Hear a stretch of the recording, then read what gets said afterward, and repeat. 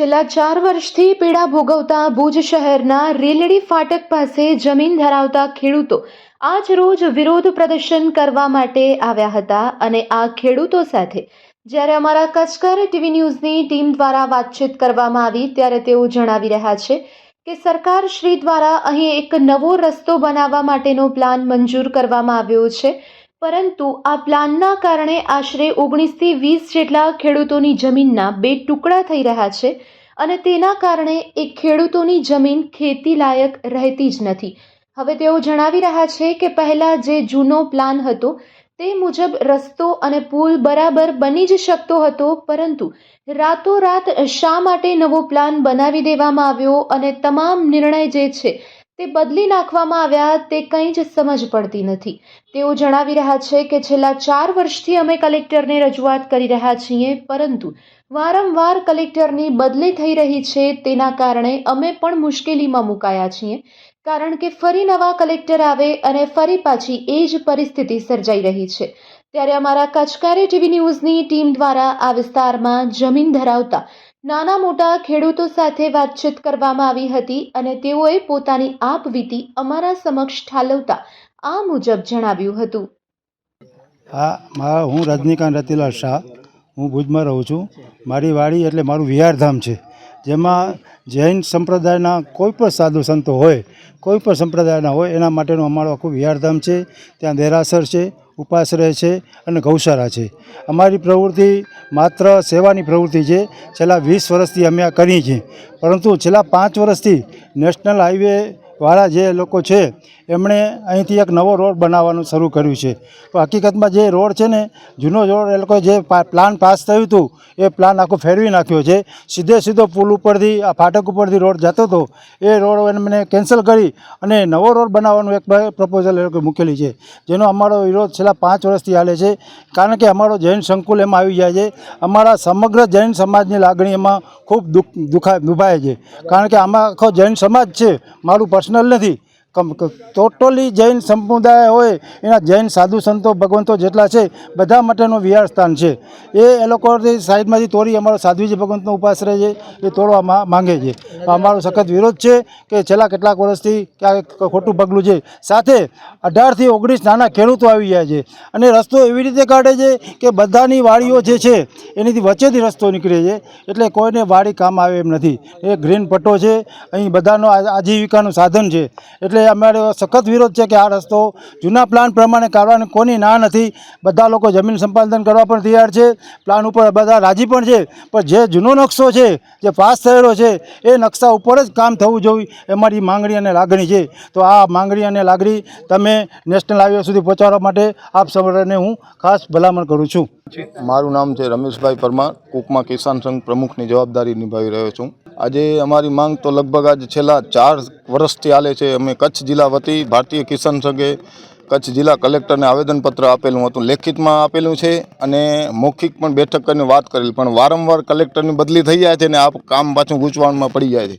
અમારું માંગણી એ છે કે જૂનો પ્લાન છે, જૂના પ્લાન ઉપર રસ્તો બેસે છે, પુલ બેસે છે, જૂના પ્લાનની જમીન જે ખેડૂતોની આવતી હતી એને સંપાદિત કરી નાખી છે, કોન્ટ્રાક્ટરનું કામ એ અપાઈ ગયું હતું ને આ લોકોએ શું કામ રાતોરાત પ્લાન બદલાવી ને આ નવો પ્લાન ઘડ્યો છે એ અમને ખબર નથી પડતી।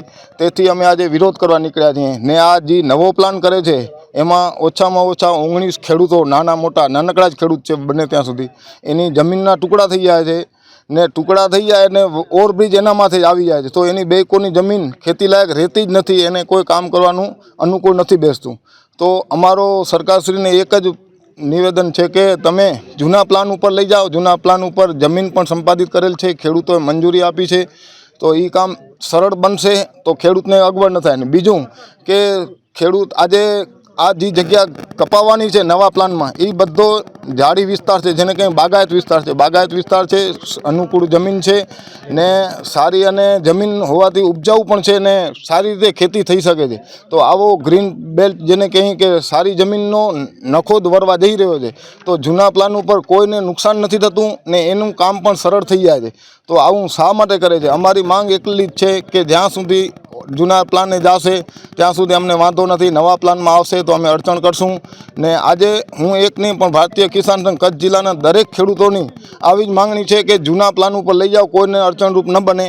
ને આ ઝાડનો નખોદ વરવા જઈ રહ્યો છે, નવા પ્લાન ઉપર આવશે તો.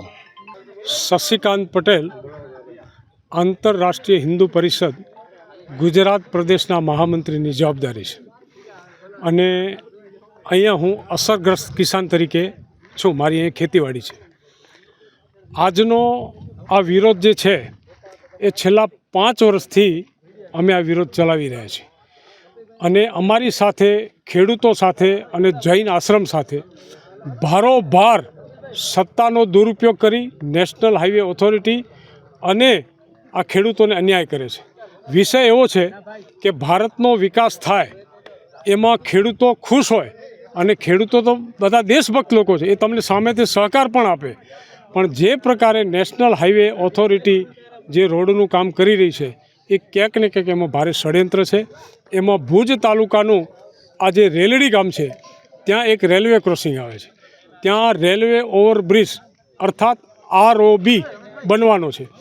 નેશનલ હાઈવે દ્વારા 2017માં એમના ઇજનેરો દ્વારા એ સ્થાનિકે રેલવે ક્રોસિંગ છે ત્યાં આવ્યા, ત્યાં માપ મેજર લીધા, ત્યાંની ડિઝાઇન તૈયાર કરી, ડિઝાઇન કર્યા પછી એનો મેપ બનાવ્યો. મેપ બન્યા પછી ગુજરાત નેશનલ ઓથોરિટીની ઓફિસમાં ગયો, ત્યાંથી ભારત સરકારમાં ગયો. આ એપ્રુવલ થઈ ગયું, એને મંજૂર મળી ગયું.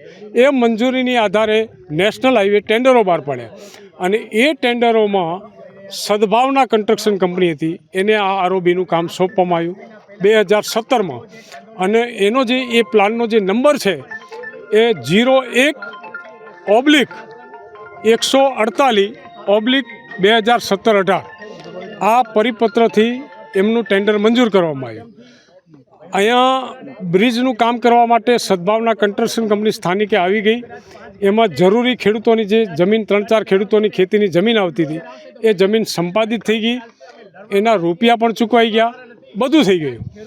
પાછું અચાનક તરત જ એ પ્રોજેક્ટ બંધ કરવામાં આવ્યો અને 7-8-9 મહિના પછી પાછું નેશનલ હાઈવે જાગૃત થયું અને હાઈવેથી 1.5 કિલોમીટર અંદર આવે છે, પાછા 1.5 કિલોમીટર બહાર જાય છે. આ પ્રકારે આ લોકો જે વ્યવહાર કરે છે અને જે નવો પ્લાન બનાવ્યો છે એનો સખત વિરોધ છે. ભુજ તાલુકાની, કચ્છ જિલ્લાની અહીંયા નાના નાના ખેડૂતો છે અને બધી બગાયત ખેતી છે. ક્યાંય દાડમની ખેતી છે, ક્યાંય નાળિયેરની ખેતી છે, ક્યાંય ખારેકની ખેતી છે, ક્યાં આંબાની ખેતી છે. અને જૈન આશ્રમ એ તો ભારતીય સંસ્કૃતિનું ધામ છે, એની વચ્ચોવચ્ચ અને નાના નાના જે ખેડૂતો છે એને પણ વચ્ચોવચ્ચથી લીધા છે. એટલે કોઈ પણ ભવિષ્યમાં બ્રિજ બને તો ખેતી કરવા માટે બચતા નથી. એટલે સત્તાનો દુરુપયોગ થયો છે. અમે પણ ભારતના નાગરિક છીએ, અમે કોઈ પાકિસ્તાન કે બાંગ્લાદેશના નાગરિક નથી. આ તો એવું વર્તન થઈ રહ્યું છે કે અમે પાકિસ્તાનના નાગરિક હોઈએ. તો અમે પણ દેશપ્રેમી લોકો છીએ અને અમને ભારત સરકારના માનનીય મંત્રી નીતિનભાઈ ગડકરી સાહેબને અમારી વિનંતી છે, કચ્છના કલેક્ટરની વિનંતી છે, જવાબદાર લોકોને વિનંતી છે કે આ બાબતે અમને ન્યાય મળે અને સત્તાનો જે દુરુપયોગ થઈ રહ્યો છે એને અટકાવી અને જે જૂનો પ્લાન છે, પહેલો પ્લાન છે 01/148/17-18 એ પ્રમાણે જ કામ થવું જોઈએ. પત્રકાર મિત્રો, આપ તો વિદ્વાન છો, આપ તો એકદમ જાણકાર છો. આ જમાનામાં, અત્યારના સમયમાં, આધુનિક યુગમાં એવી કઈ આપણી પાસે ટેકનોલોજી? દરિયામાં 50 કિલોમીટર 100 કિલોમીટર જો દરિયામાં અંડરગ્રાઉન્ડ 200 ફૂટ નીચે જો બ્રિજ બની શકતો હોય, આ તો જમીન ઉપર, આ તો કશું નથી. અંજાર તાલુકાનો ભીમાસરનો તમે બ્રિજ જુઓ, ધાંગધ્રાનો બ્રિજ જુઓ, કચ્છ જિલ્લાના નખત્રાણા તાલુકાનો જીયાપુરનો બ્રિજ જુઓ, મધ્યપ્રદેશમાં ધાર સિટી છે એનો તમે બ્રિજ જુઓ. આનાથી તો વિષમ પરિસ્થિતિ છે. ત્યાં પણ જો નેશનલ હાઈવે બ્રિજ બનાવી શકતી હોય તો અહીંયા શા માટે નથી બનાવતા? અને પ્લાન બની ગયો તો કે પ્લાન બનાવનાર કોઈ પત્રકાર મિત્રો હતા, કોઈ ખેડૂતો હતા, નેશનલ હાઈવેના ઇજનેરો જ હતા. આ લોકો જૂઠા છે, ખોટા લોકો છે. અને કલેક્ટર, જવાબદાર IAS અધિકારીઓ પાસે પણ 3 સ્ટેટમેન્ટ એને અલગ અલગ આપ્યા છે. આ પણ શંકાસ્પદ છે. બહુ મોટો વ્યાપક ભ્રષ્ટાચાર થયો છે. એટલે આ ભ્રષ્ટાચારને રોકી અને ખેડૂતોને ન્યાય મળે એના માટેનું અમારું આ આંદોલન છે. ભારત માતા કી જય. જય જવાન, જય કિસાન.